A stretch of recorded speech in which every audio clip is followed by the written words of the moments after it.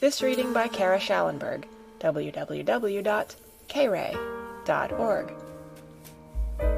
The Secret Garden by Frances Hodgson Burnett. Chapter 1. There is no one left. When Mary Lennox was sent to Misselthwaite Manor to live with her uncle, everybody said she was the most disagreeable-looking child ever seen. It was true, too. She had a little thin face and a little thin body, thin light hair and a sour expression. Her hair was yellow, and her face was yellow because she had been born in India, and had always been ill in one way or another. Her father had held a position under the English government, and had always been busy and ill himself, and her mother had been a great beauty who cared only to go to parties and amuse herself with gay people.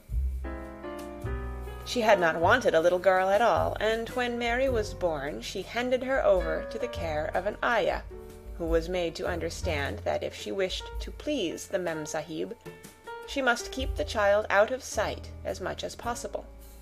So when she was a sickly, fretful, ugly little baby, she was kept out of the way, and when she became a sickly, fretful, toddling thing, she was kept out of the way also.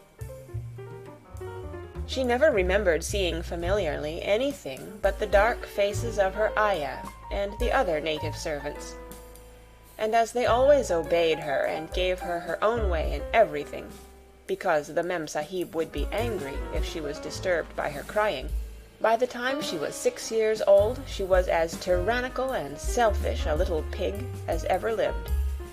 The young English governess who came to teach her to read and write disliked her so much that she gave up her place in 3 months. And when other governesses came to try to fill it, they always went away in a shorter time than the first one. So if Mary had not chosen to really want to know how to read books, she would never have learned her letters at all. One frightfully hot morning, when she was about 9 years old, she awakened feeling very cross, and she became crosser still when she saw that the servant who stood by her bedside was not her ayah. "Why did you come?" she said to the strange woman. "I will not let you stay. Send my ayah to me." The woman looked frightened, but she only stammered that the ayah could not come, and when Mary threw herself into a passion and beat and kicked her, she looked only more frightened, and repeated that it was not possible for the ayah to come to Missy Sahib. There was something mysterious in the air that morning.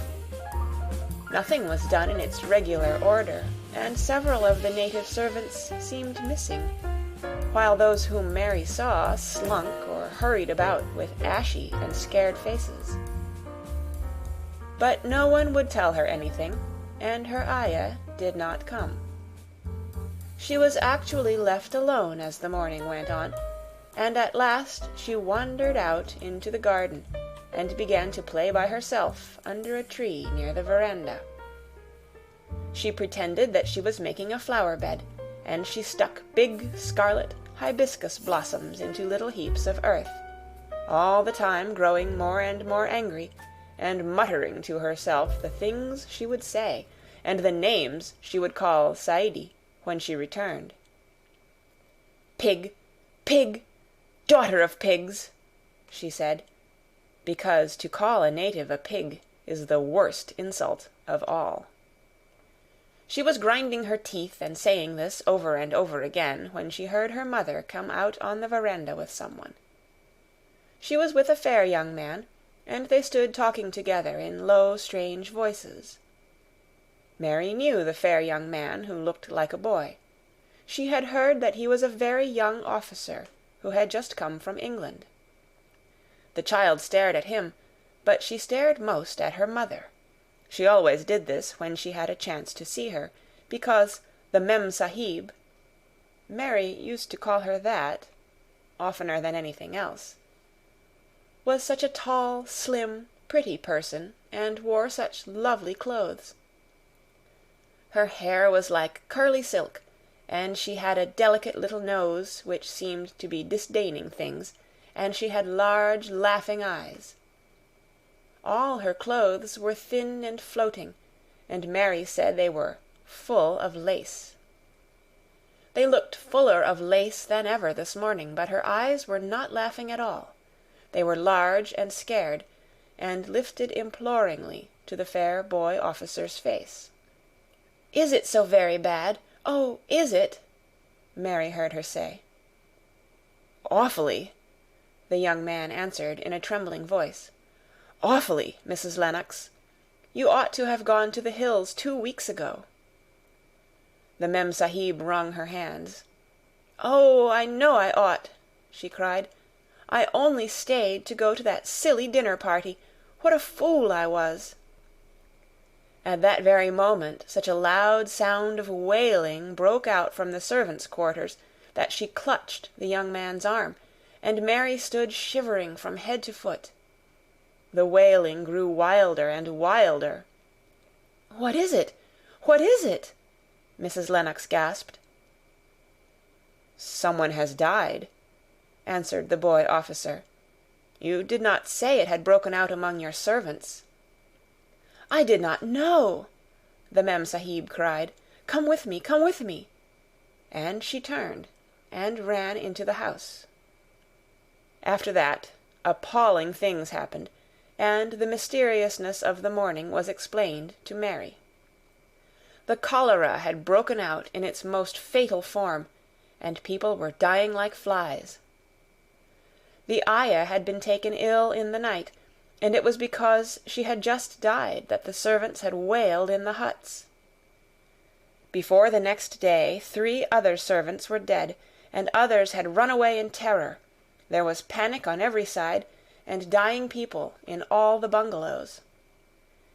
During the confusion and bewilderment of the second day, Mary hid herself in the nursery, and was forgotten by everyone. Nobody thought of her, nobody wanted her, and strange things happened of which she knew nothing. Mary alternately cried and slept through the hours. She only knew that people were ill, and that she heard mysterious and frightening sounds. Once she crept into the dining-room and found it empty, though a partly finished meal was on the table, and chairs and plates looked as if they had been hastily pushed back when the diners rose suddenly for some reason. The child ate some fruit and biscuits, and being thirsty she drank a glass of wine which stood nearly filled. It was sweet, and she did not know how strong it was. Very soon it made her intensely drowsy, and she went back to her nursery and shut herself in again, frightened by cries she heard in the huts and by the hurrying sound of feet. The wine made her so sleepy that she could scarcely keep her eyes open, and she lay down on her bed and knew nothing more for a long time. Many things happened during the hours in which she slept so heavily, but she was not disturbed by the wails and the sound of things being carried in and out of the bungalow. When she awakened, she lay and stared at the wall. The house was perfectly still. She had never known it to be so silent before. She heard neither voices nor footsteps, and wondered if everybody had got well of the cholera and all the trouble was over. She wondered also who would take care of her now her ayah was dead. There would be a new ayah, and perhaps she would know some new stories. Mary had been rather tired of the old ones. She did not cry because her nurse had died. She was not an affectionate child, and had never cared much for anyone. The noise and hurrying about and wailing over the cholera had frightened her, and she had been angry because no one seemed to remember that she was alive. Everyone was too panic-stricken to think of a little girl no one was fond of. When people had the cholera, it seemed that they remembered nothing but themselves. But if everyone had got well again, surely someone would remember and come to look for her.